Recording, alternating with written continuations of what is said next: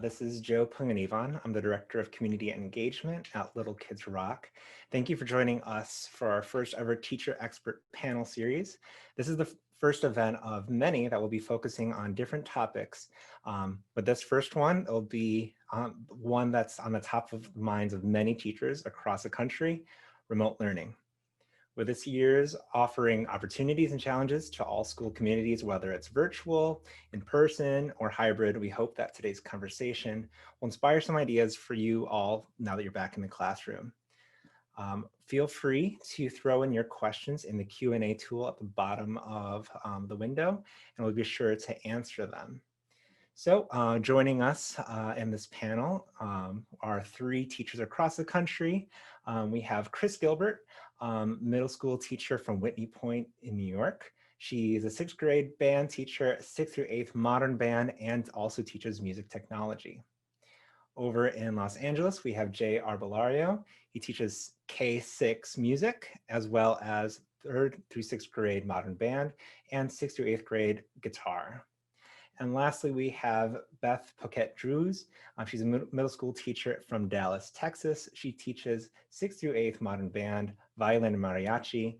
And moderating today's panel, we have Mr. Steve Venz, the Chief Academic Officer at Little Kids Rock, coming to you from Los Angeles. Enjoy today's panel. Thanks, Joe. Hey, welcome, Chris, Beth, and Jay, and welcome everyone out there for joining us this afternoon. I want to start off with a question for all three panelists, just to give us some context. And Beth, if you want to go ahead and go to live video, that'd be great. Okay, there you are. Perfect. All right, so we'll start with Chris. So tell us, what's the current situation, the teaching situation at your school? Are you teaching virtually, in person, blended? And also, what does your, for example, what did your day look like today? What's the breakdown of your period and so on? Sure. So currently, I am teaching both. It's a hybrid model. We have students who are in person. We have students who are full-time remote, and they flip and flop. So we have a cohort on Monday, Tuesday, and then we have a different cohort on Thursday, Friday, with no one in school except for teachers on Wednesday. And then we also have fully remote students, and we also have students who attend 4 days a week, and we have students who attend 5 days a week. And it's a bit of a challenge. Today I got 2 new students that I had no idea were going to be there, so it's always a surprise when they arrive. But it is great to see them. We're happy to see them there. And my schedule changes daily based on what's happening, but what stays is that I have my general music class, which is my modern band and music technology class, first thing in the morning. 2 classes back to back. How I see my students, I see them in 10-week blocks. So right now I'm seeing half of the 8th grade. Now, 2nd quarter, I'll see half of the 7th grade. 3rd quarter, I'll see the other half of 8th grade. And 4th quarter, I'll see the other half of 7th grade. And so I have these 2 classes first thing in the morning for the first block, which is 80 minutes. So I got split in half with me and Jim. And I am teaching students online at the same time that I am teaching students live. And then after that, I follow that up with the rest of my day is filled with band lessons. We are not having any in-band rehearsal. We are not doing any in-person band lessons because the cost of the masks was cost prohibitive for my district. So all of my band rehearsals and my band lessons are virtual and online, which is a unique challenge, but the kids are getting a kick out of it, and we are surviving it. But it's different, but the kids make it worth it. Yeah, there's nothing normal about these nothing times, normal. that's for sure. And just listening to that, it's like I taught a block schedule. I taught 3 blocks, like a 3-day block schedule, and that was confusing. But I'm listening to this, I'm like, God, how are you keeping track of this? Yeah, this is 7:15 to 2:15 with a half-hour lunch in the middle. Yeah. Well, thanks, Chris. Beth, how about you? What's your day look like, and what's going on in Dallas? You're muted. In Dallas, we have it can be in person or virtual. The teachers are teaching virtual and in person people at the same time. Um, the middle schools and high schools have gone to block scheduling. Um, with most schools are at 88 blocks, our campus is. And if you are an elective teacher, that means you only have planning period every other day and not every day with it. My day is quite full. I have three sections of modern band level 1, a modern band level 2 class, a modern band level 3 class, a violin class, and a mariachi, which is a split level class. They meet the same period, but there's the intermediate and the advanced at the same time.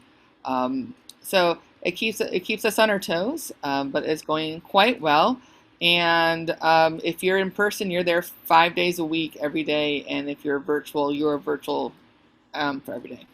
So. And with the mariachi class, I'm assuming you have trumpets and wind instruments, and that you're doing that as well.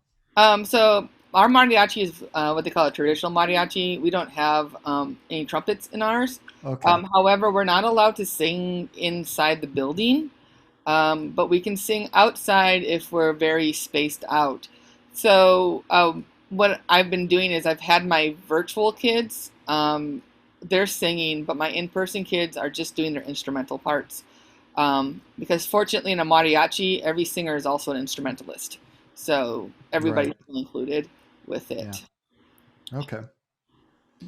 All right. All right. Well, thank you, Beth. Jay, tell us what's going on in Los Angeles there with you. A lot of things. We've just recently won a basketball. You're not talking about that. Um, well, We can. Sorry, I'm from LA too, right? no, Okay. people didn't Sorry. come to hear me talk about that. Um, well, we're still virtual in Los Angeles. We're all 100% virtual. So I've been here at home since March. They're recently starting to test the teachers and students because I think they want to transition to a hybrid and maybe hopefully, more in-person teaching. But as far as my schedule, I'm an itinerant, so I travel. But right now, my schedule is I'm at one school every quarter. So I basically push into the classrooms every day. I have about 5 classes each day, K through 6. Well, somewhere between K and 6. And so that's about uh, 25 classes per the week. So for me, it's been a lot of talking. um, I just kind of push in and I go on, I turn it on, turn the show on, turn the music teacher show on, and then jump to the next class. So that's how it is right now. But it's been nice to still make connections with the students. They all still remember me from last year, and yeah. Hey, Jay, so are you seeing the same? You're seeing the same students once a week, or every other day, every day, or like what's that look like with your Yeah. elementary schedule? Yes, that's correct. So I'm seeing one class. I'm seeing each class once a week, and I'm Okay. going to be seeing them for about 8 to 9 weeks, and then I switch to a different school. So Oh, I see. So you're at one school and then you'll pivot to another school mhm, after 8 or 9 weeks. Okay. yes. Hmm. And then you also said when we were talking before we started the webinar, you said that you were doing an after school thing. Yes.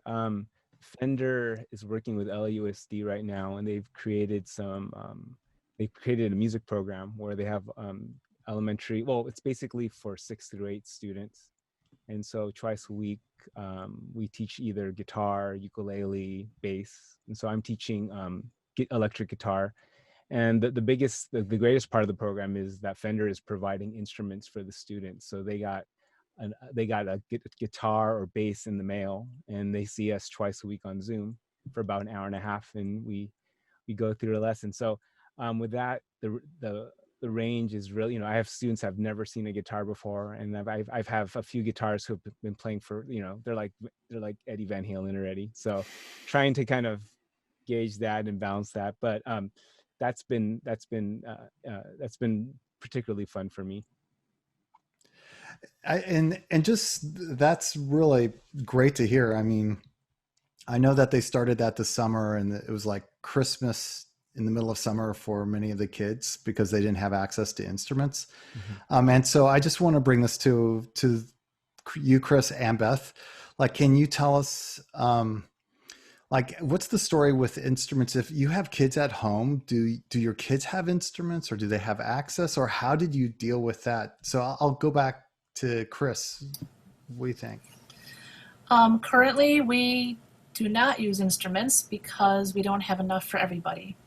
In order to have equitable access, we currently have 15 acoustics and 2 electrics, but I have classes of anywhere from 22 to 30 at a time.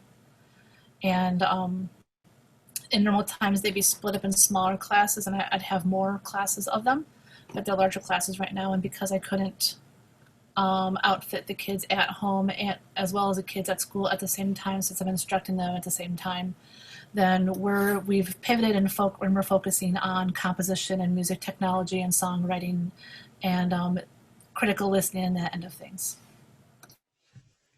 Okay, how about you, Beth? So I've been, over the past like 6 or 7 years, I've been very much an advocate for equity for the modern band program. If the band instruments have one instrument for each kid, then middle school modern band should as well. And so I'm fortunate to have enough acoustic guitars that each of my students who are enrolled in modern band do have a guitar, and each of my violin students have a violin. And my modern band student, my mariachi students have their appropriate instrument as well, with the exception of the harp. And so we distribute it by curbside pickup. So they drove up and they signed their paper that committed to bring it back at the end of the year. And we sent them on their way. And that's been effective. I have about 90% of my students with the instrument in hand. And as far as last year, the kids took them home when this happened. And I still have 15 that I'm working to get back, violin or guitar. But the positive thing is I've seen their name on testing lists at the school. So I think I will be able to track them all down. Well, I know many like teachers sent their kids home when March, when it hit, and some kids left their instruments at the school because they thought they were coming back on Monday, and that was it. Did you guys experience? Yeah, I see you shaking it. Yeah, that sounds like a familiar story. We're still chasing them down. Yeah.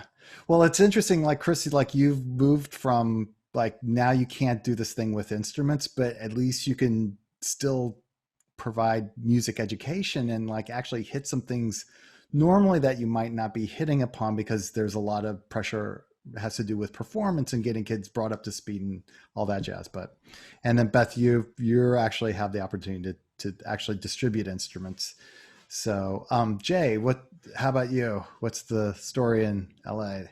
Well, for most of my days with my K through 6 students, and obviously there's not enough instruments to pass out, and because I switch schools every quarter, it would probably be nearly impossible to get them and get them back and change them. So I was really pumped this past summer. We had a great summit. I got a lot of more information on a lot of online programs. I personally record music, so it's been great to work with Soundtrap and incorporate it into my classrooms. Part of the problem that I wasn't able to do that before is because when we were back in school, there wasn't ever enough computers, and now all the kids have their own devices, and it's kind of opposite, where now all the kids have their device and we can get onto Chrome Music and so on. So, it's kind of like you trade something off. But for me, that's kind of been my focus. We're still trying to make music, but I've also just been trying to reemphasize a lot of music theory. Something that I did in the spring was create a lot of video lessons that kind of talk about a lot of music elements, music theory. And I really tried to use the videos in a way where it wasn't me teaching, but me showing, like steady beat. So what does steady beat look like? Trying to, all these analogies that we do as teachers when we explain it, and we all have them, but how do I get that on the video? How do I make this Sesame Street for the kids? So that was kind of a fun challenge for me, because that's kind of like my hidden dreams was to work for Sesame Street, but kind of doing that kind of thing and have those visuals. And it's worked well for me, so I don't have to teach. Well, I don't have to re-say my lesson on rhythm 25 times during the week. But what I've been able to do is use the videos and then kind of stop them. We have a discussion, go back, show the example. So it kind of saves my voice, but it also kind of, I have those resources right at hand. And then for my younger kids, my primary students, we've been doing just a lot of sing-alongs. But with the older kids, we've been doing a lot of creating music, like I said, on Soundtrap. And I guess the biggest challenge, I mean, for me, the program is pretty simple to use, but now it's me trying to teach someone else to do it in another, in a different place. So that presents its own challenges, but that's kind of where I am at. And it's been fun. It's been a growing experience, but I think I've gotten a lot out of it, and I think the students have too. Yeah. Yeah. So it sounds very similar to Chris, like what you're doing. So as you're teaching elementary, and Chris is, you're teaching middle school. So with that said, so now we have a context of what you're working with and the kids who you're serving.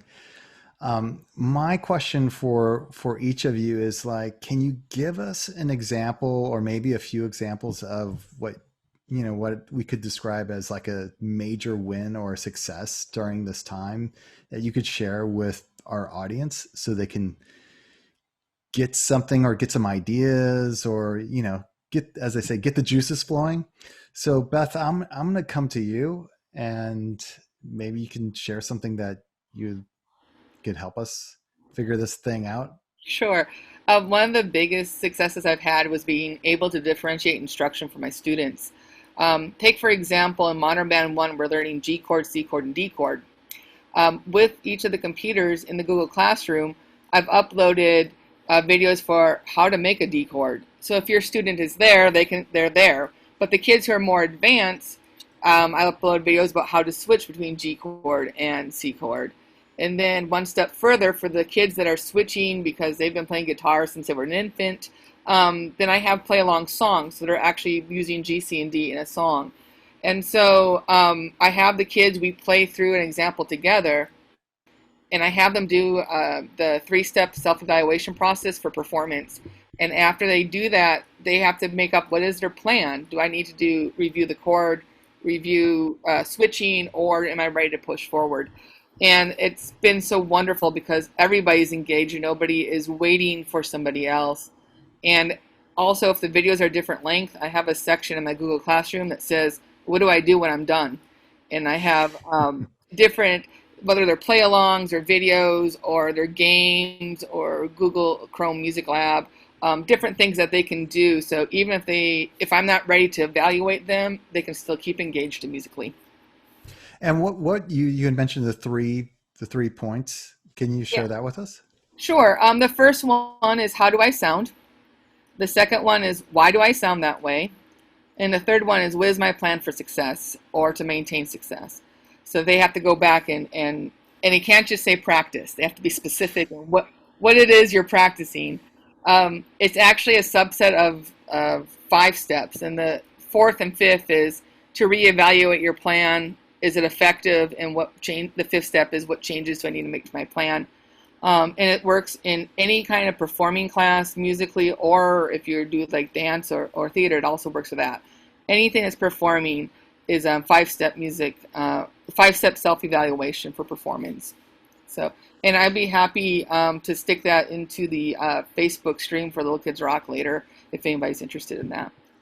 So. Yeah, I think so. I think what's amazing is that it's not just giving the kids the fish, right? You're actually teaching them how to fish. So you're not having to go around and tell them, how do I sound? Yeah. I mean, this is something I made up about 5 years ago, and I'm very pleased that I did that because the kids have grown into that. And a lot of principals, when they come in and they're evaluating you as a teacher, they want to know, what are your kids doing to get to those higher order thinking skills? And are they self-initiating that, or are you initiating it? Well, if you teach them this process, they begin self-initiating, and that's a big win-win for you when you're observed teaching, whether it's virtually or in person. That's great, Beth. Thanks. And definitely I'll be hitting you up for that after this. So So Jay, how about you? Well, and I think, I saw I saw the title of this panel and I saw the word expert and I was thinking, what am I doing here? But I I think the fact that I'm still teaching, I'm still alive, shows me that I am expert in something. And I think for me, it was evolving, evolving as a teacher. I think, all of us teachers, we've been doing it this way, one way for such a long time, and we just got thrown a 180, and just learning how to evolve. Now, like over the summer, like I said, I got so pumped up. I did research. I got, I was at one of Chris's panels and learning how to do different online, Google Classroom. And I thought, what, I'm going to Nearpod the heck out of these lessons. It's going to be awesome. Then I show up the first week of school and some of the kids couldn't even write in the chat box, and so all these grand plans and all these planning that I had, some of it just went right out the window. And some of it didn't, some of it I was able to get back to later, but you know um, I just had to learn that you have to adapt. And like Beth said too, just learning how to differentiate, and not just for the students, but differentiate for me from my teachers that I work with. Some of them are really comfortable with technology, some of them weren't. So just learning how to adapt. And I think I've been trying, one of my successes is trying to incorporate, trying to incorporate a lot of this technology use into the teaching. Like, how do I sneak in how to copy and paste a link into this next assignment so that my kindergartners can do this during one of our Zoom lessons, because it's something that we would just take for granted. My kids don't know how to copy and paste, and they want to participate. So learning how to evolve in that way. And I think Beth hit it right on the nose, is like giving them trying to find kids ways for them to reflect on their learning. And because that just makes it more meaningful for them. And I've been trying to find slower ways for myself to do that, and also ways for them to do it, whether it's recording themselves on our LMS, our learning management program, Schoology, or finding something like on Nearpod where the kids can record themselves. Now, they might not get the feedback from me, but I think a lot of my students, them hearing themselves create music, that's been a good teacher for them, is just to hear themselves. And when I think about it, in my normal classroom, they normally don't get to do that. They don't normally get to hear their own playing. They're just hearing me bark at them, you're too flat, you're too sharp, or that's the wrong rhythm. And now for them, this has been a good way for them to for me to give them opportunities to hear themselves, and to make their own improvements, which I think in the longer run is much more powerful than any person telling them. Yeah, it sounds like so we have a theme going on here with kids actually starting to listen to themselves. Well, Beth, you had baked this into your program. It sounds like pre-pandemic, but now it's even leaning into it even more. And Jay, sounds like you're really incorporating that. So that's great. And Jay, one other thing I heard too was that you started to slow down a little bit. Can you explain more about that? Were you like trying to do too much during your lessons at one time, or like what was that? Yeah. I mean, and it's hard because I would have some classes, like one fifth grade class, where they were ready to do a full Soundtrap assignment, and I had some classes where they were just learning how to log into Soundtrap. And so that way, and then just there differentiating it, like if this student's ready, trying to find a way to make this assignment more at their level, and maybe trying to lower it for another student that's just kind of beginning. So that's kind of where I've been trying to find that, not just within one classroom, but amongst the whole school. Because one fifth grade teacher and another fifth grade teacher, same school, but totally different, and, for better or for worse, it's just a different culture in one classroom than the other. So learning how to adapt to those things. Yeah, yeah, definitely. I mean, having been in your shoes before, I understand that. I think the thing about this too, with what you're saying, is that like research and what as we train teachers to be teachers at the university and even beyond in school districts, the masterful teachers tend to be aware of what's happening and are able to pivot and slow down instead of, forget the torpedoes. I'm just barreling through no matter what. Right. As of course, I never did that as a first year teacher. No way. So, Chris, how about you? What do you have to share with us? Sure. Some of the wins that I was lucky enough to experience both this spring and currently is when I had to pivot kind of away from the hands-on the instruments and creating music in other ways. Focusing on that is that I focus more on not only creating the connections with the students, but also having the students create connections with their families and with their community through different types of projects that would engage them, speaking to other members of the community or members of their family about their musical experiences and their musical likes and dislikes and what they experienced when they were a kid, and just try to get those kinds of musical conversations happening. One of my favorite projects was our March Music Madness, which we had started right before we shut down, where I involved the faculty. They had to pick their favorite songs, and the students got to vote on them and listen critically to them. And it's a lot of fun, but also talking to their families about what was your favorite when you were, and then try to develop their musical exposure to these different styles and genres. And but also I've enjoyed watching my students who don't thrive with in-person learning, thriving with online learning. They actually feel more comfortable with the online learning because maybe they have other struggles in school, whether it's social or otherwise, that they actually feel more comfortable online. And having them finally feel like that they have a voice and a choice in their education is pretty huge. And they have felt that they that they're finally being heard, that their voice is finally being heard and they're not being overshadowed by others. And they,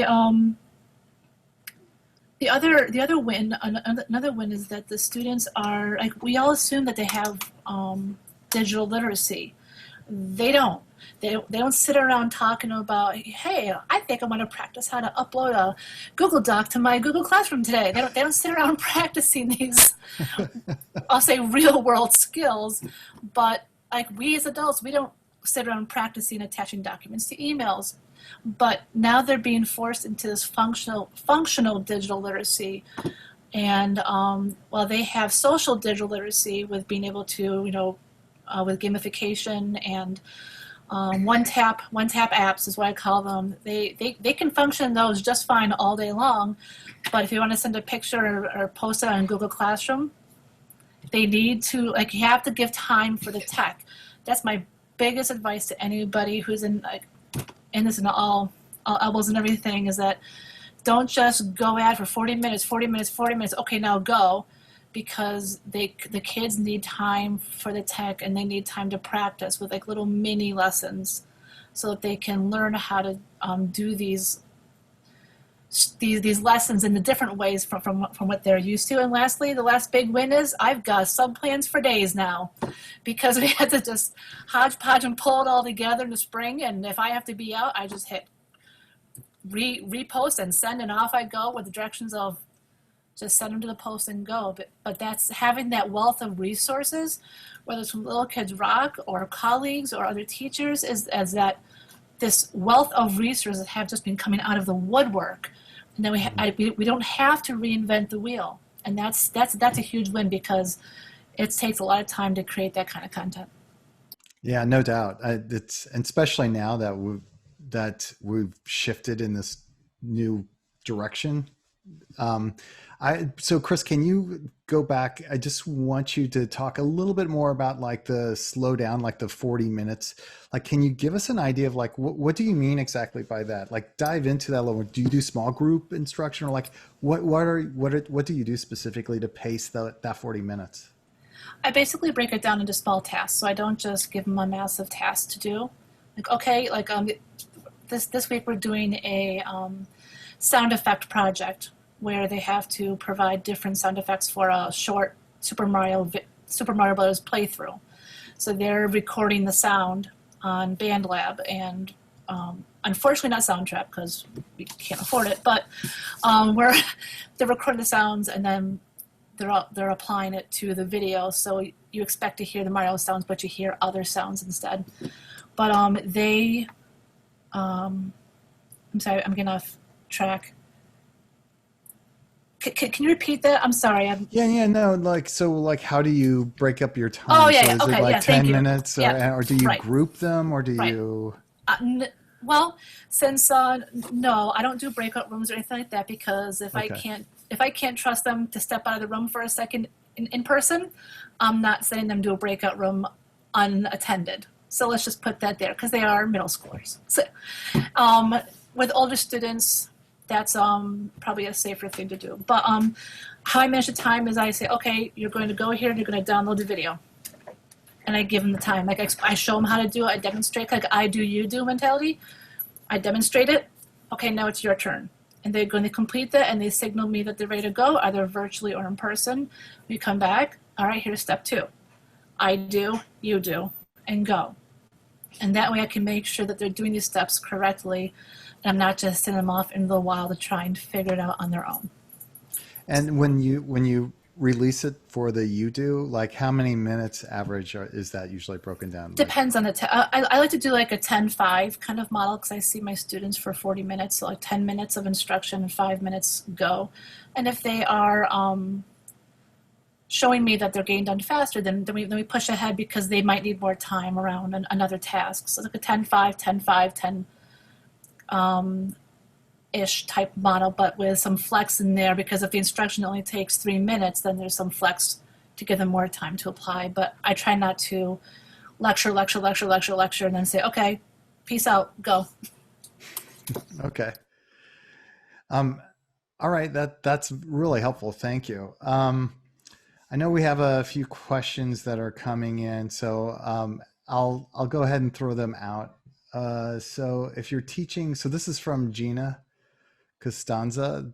So if you're teaching in person, how should we consider managing ukuleles while we're pushing into classrooms and limiting contact points? Does anyone have any suggestions regarding this?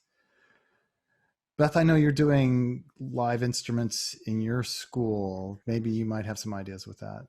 Yeah, I think one of the really important things is to talk about what is the policies of your school district and your state as far as making sure things are clean. Because you're not going to want to my knowledge of taking care of ukuleles, you're not going to want to keep putting disinfectant on it.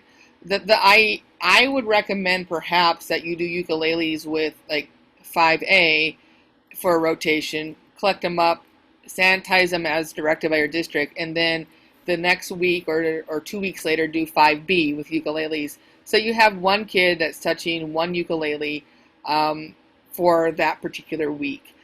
And because otherwise, if you're going to go from 5A and now tomorrow 5B is going to use it, then they're touching it again. So it's not always ideal. If you have enough for every kid in whichever group you're doing, I've assigned each kid their instrument. So they have their guitar, it's labeled, it's checked out with their serial number, their ID number, and they have to carry it with them all day long. They're not allowed to put them on racks because of contact points and because of grouping. They take them home with them, they bring them back to school with them with that. And it's being effective, especially because for the kid that forgot because it was B day and they thought it was A day, they're kind of slightly devastated because I can't loan them one. And so it just takes them forgetting once, and they fix it with that. So if you have enough, I definitely recommend assign it to a kid, and definitely label with duct tapes and color code them by class if you need to help with your classroom management. Thanks, Beth. I saw Gina. She came in and said they have enough for kids. So Yeah, I saw her put that. Yeah. And any other thoughts, Chris or Jay, regarding that, or not really? Because Jay said he wanted me to show my plexiglass. So yeah, well, I think that's there. It's kind of talking about Brave New World. So right. I'm actually still at my school, and you can see the setup in the room. They each have a plexiglass divider between them. This was provided by my district. It just so happens when you put the plexiglass together, it does make 6 feet. So it has room for a chair and a stand. The advantages of that is the kids aren't touching each other. It prevents touching each other's instrument. You know, when the kids like to turn the tuning knob of the kid next to them to get them out of tune and in trouble, it prevents that kind of behavior and minimizes contact points. In between each class, I Lysol each cubicle that was occupied in the previous class period. It's a brave new world when teaching with little cubicles, but if you're able to put up a divider that meets with the criteria, your safety criteria, it has been beneficial and helpful, so we've been able to maintain classes. And, Yeah. and to piggyback on Beth, what's important is that you check with your local and state guidelines. Some states say no to the plexiglass because of interruption of airflow and whatnot. And other states say yes. So and some schools, even within those states of yes and no, say yes and no. So it's always good to check with, number one, your school first, and also your state guidelines as well. So the one thing that that I wanted to find out a little more from each of you is specifically, you've experienced this thing from March on. And by the way, like I said earlier, that this has been the Great Equalizer. So if you've been teaching for 20 plus years and you're like this, like a role model for many teachers, like everyone's been put at this same level, right? With this pandemic. My question to you, and all the reason why we're having this by the way, we didn't really describe this at the beginning of the webinar, but we invited each of you because you're amazing teacher leaders within our community, and you've been moving quickly and pivoting quickly to help serve your kids. And so we noticed that, you know, of course, pre-pandemic, but even now, especially with the trainings you provided at the Modern Band Summit and so on. So thank you for joining us, and thank you for sharing your information of, you know, and helping us learn from you. So going back to the question though, if I am a teacher who's really struggling to figure out how to teach kids virtually, like what would be one thing that you would recommend to me? Like what would be like a starting point, like a easy lift? You know, we've some of my peers here in Los Angeles kind of feel the same way. And, you know, I've been part of some discussions where these veteran teachers, these excellent teachers, are just so burdened by all this technology. And some of my peers, they've been having these old school where they show that, you know, they've been saying, okay, instead of having us have another Wakelet or Google Form, Google Classroom PD, let's do how to teach music with a whiteboard and your Zoom, you know? And it's kind of like that thing, like, you know what, that whole burden of technology, you don't have to lift it, because you can still make it work with just yourself, because teaching isn't a Zoom. Teaching is teaching. And that's what we have to remember. Teaching is not something that you can buy on the Google store. You know, teaching is what we do. And, you know, if we kind of take that off the table, I think we can kind of just embrace what you have and what you can do. And, you know, a lot of it, you know, I've been seeing a lot of good lessons on just a whiteboard and Zoom. That's it. And totally effective. Some of my peers, they've been getting all their posters from their classroom and just putting them there, and they have them and they refer to them, and they're not doing any screen sharing or any chatting at all, and they've been making it work. So, I mean, that would be my encouragement, because I've been trying to do a good mix of both, because it's so easy just to see all of this technology and just kind of say, oh my goodness, I need to retire. But yeah, it's you can definitely do it old school. Are you, and sorry to just chime in for a second, just a question along with that. Are you doing more visual cues? So if they have their audio off, like you're making sure that they know how to like give you, you know, thumbs up or thumbs down or things like that? Mm-hmm. Yeah, I mean, I'm doing a lot of, okay, give me thumbs up in your camera. Simple as that, thumbs down. And that works for a second grader. I mean, I don't have to say anything about chatting. And, a lot of my teachers who I push into, they don't even have their chat on for a lot of different reasons, because it's just something else to manage. And I've also been, the one thing that helped me is having two screens where I can have one screen with what I'm looking at and one screen where I can actually have my kids looking at them on Zoom. And I tell them, I can see you. And even if I have to mute them when we're doing a sing along, I can see them mouthing the words, and I can call them, "Hey, Raphael, start singing with us," or, start dancing, start moving. So, and that's what we do in the classroom, right? We don't, I'm just doing it on a camera, but we're always like watching the kids and looking for participation. So you're bringing up a good point, a good tech point. I think many of us have actually been learning. Like I know within Little Kids Rock, the one thing that we've been learning with the professional development, that we actually had to have two screens as well. One that we can use as a display and another to make sure we're communicating with our colleagues, right? Beth and Chris. Beth? Yeah. I think one of the things there are two things I would like to share. One of them is it's important to realize that you're not going to have real-time singing over Zoom or real-time playing instrument, because internet speeds are different. And also we do not have internet equity in this country. We don't. High-speed internet is not available to everybody. Some of your kids are on hotspots. Some of your kids are using data off their phone. Some of the kids are in the McDonald's parking lot. And all those internets have different speeds with it. And so even if your district is giving out hotspots, those hotspots after so much data do start slowing down with it. So as Jay mentioned, having the kids on Zoom and having either their face or their guitar, whatever you're focusing on, whether it's singing or playing, in the window, you can tell a lot what's going on based upon what you see visually with it. And if they're playing instruments for my shy kids, I'm like, I don't even need to see your face. I need to see your instrument in your hands. And so that gets the kids who don't want to turn their cameras on, it gets them to turn their cameras on, because they're like, oh, I don't have to put my face, I can put my guitar in it. And then the other thing also, kind of going with what Jay said, is to keep it silly. Keep it silly, but keep it simple silly, as we heard the expression with it. There's all kinds of these great platforms coming out, and it's almost overwhelming because every time you go to a professional development, somebody's telling you something else. So find something that you can do that you feel successful with and that you're really good at, and do that. And when you really feel comfortable with that, then add another one. My go-tos are Flipgrid, Edpuzzle, Google Classroom, and YouTube, and me. I mean, that's it. And I tried Nearpod. I was like, it started to be like that one extra too much for me.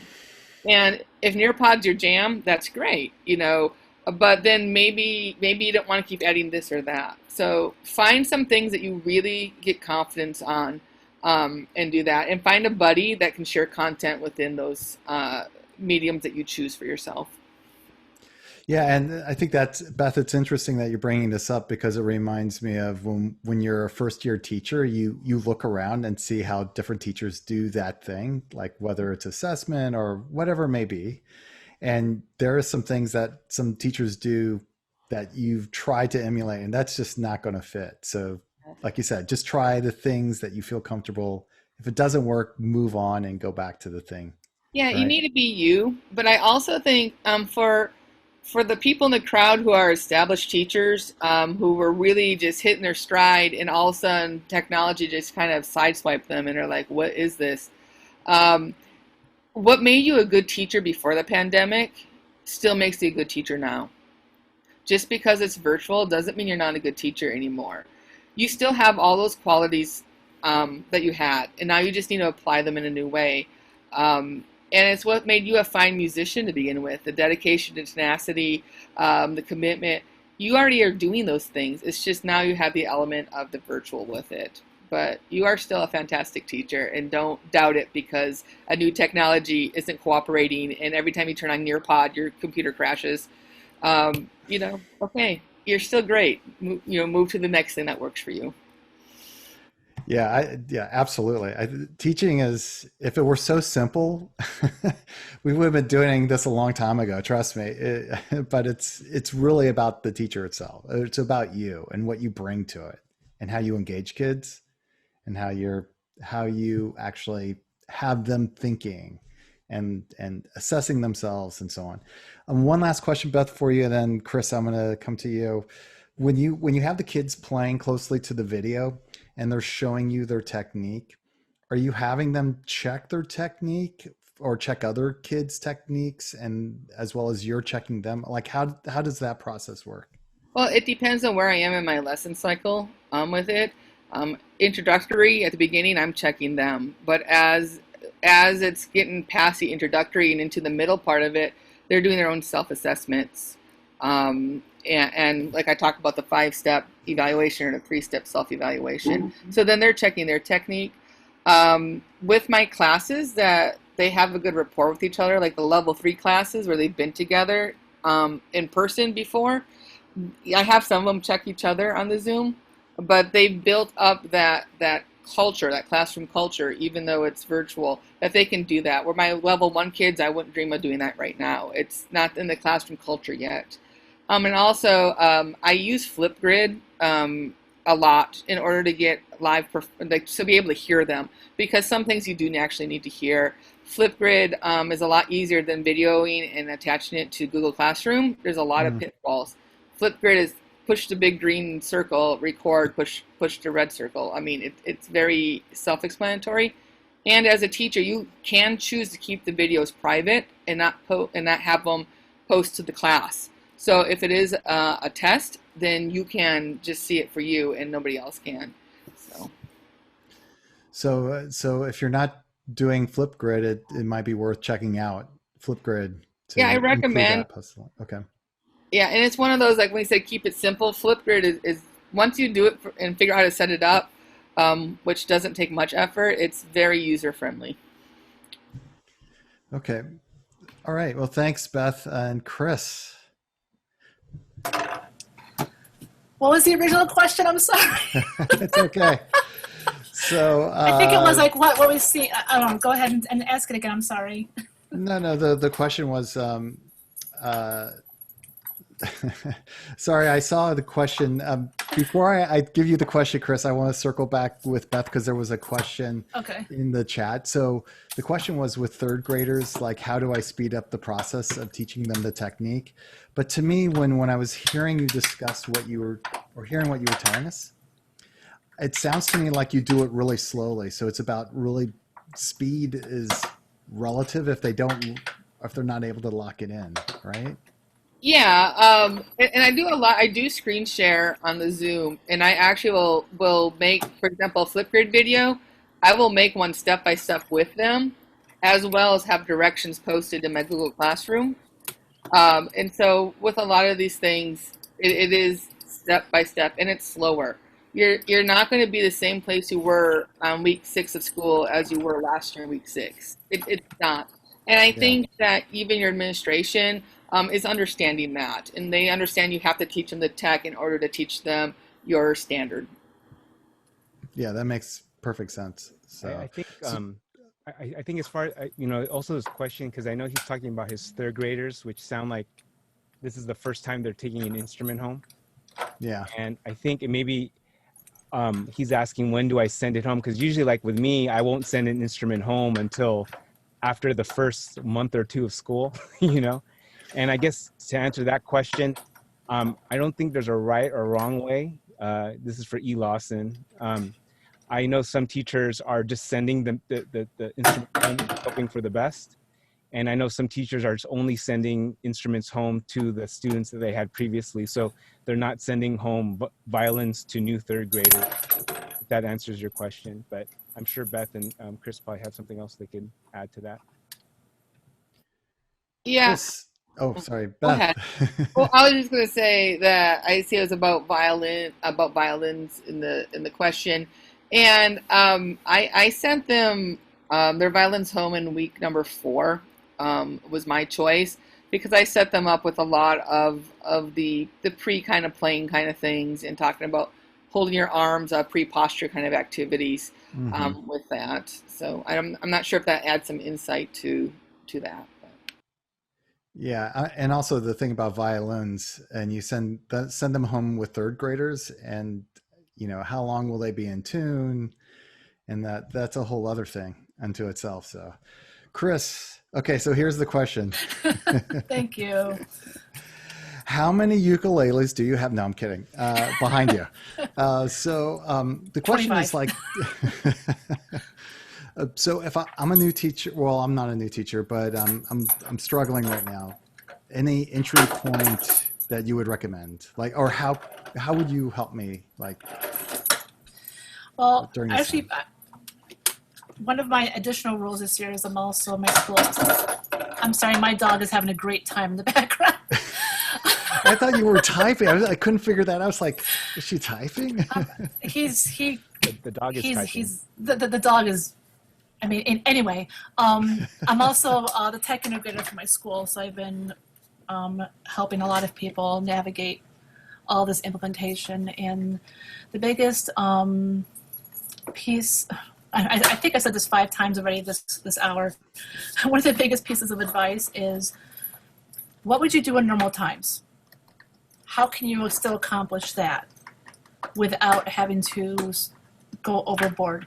You don't need to make the Google slide, which connects to the Google Doc, which then has to make them, create their own PDF and then upload it to this and then download it from that and connect here and hyperlink to that. And then there's no need for all of the, for lack of a better term, educational entertainment. There's no need to feel like you have to engage, because then there's what's called like the brain absorbency line. The brain can only take so much before it becomes too much for the students, and that you don't have to use a Bitmoji Classroom to have them click on the things, to have them click on the here, to have them go over to here, to go into this website and to sign over here. It's too like pick one thing at a time, instead of trying to and not overwhelm them or their senses, but also keep in mind about the students who might have vision deficiencies, or students who have attention deficiencies that may not be able to manipulate this kind of like gamification and educational entertainment. But like, pare it back. What would you do? Oh, you're going to do a composition unit in Soundtrap. Let's learn how to drag in a loop. That's our project today. And we find success. Find the small successes, because the small successes build the bigger successes. Then once they have those skills, then you can start to expand on these projects and expand on these skills as well. And I also is to keep it relatable. Just because like my situation, we can't do instruments, we're not allowed, but find other ways to keep it relatable and to keep them invested in keeping the music in other ways. And even with non-music teachers, just find a way to make those connections. And if you make the connections, the rest will follow. Okay, so keep it simple. What was it? Keep it simple, stupid. Oh, he said the Keep it S simple, word. silly, yeah. Right. Yeah, that makes perfect sense. So that definitely, like Beth and Jay, even what all of you are saying is like, really find the place that you can have that simple success, and don't forget the essence of teaching, right? I'm going to throw out one more question to all of you.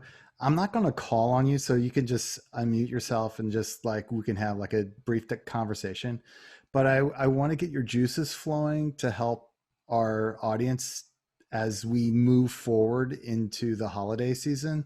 Like, do any of you have any projects in mind or percolating? And do you have any things that you're thinking about doing as you're moving ahead? Sure, I'll answer that. For the Halloween season, we are doing a spooky sound effect story that we're going to pass along to the lower level grades to use in their classrooms. So it's student created content that they can use in their classrooms. And then during the holiday, we're going to be writing winter-themed songs and virtually create their songs and have like a little watch and listening party through using Flipgrid and other programs to keep them in the creation and be able to share it out with other students in the building.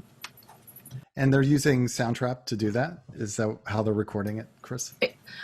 I wish, but we're using BandLab because BandLab, because we don't have the money to Yeah, pay for but you got soundtrack. band So, lab. but we've band lab, yeah.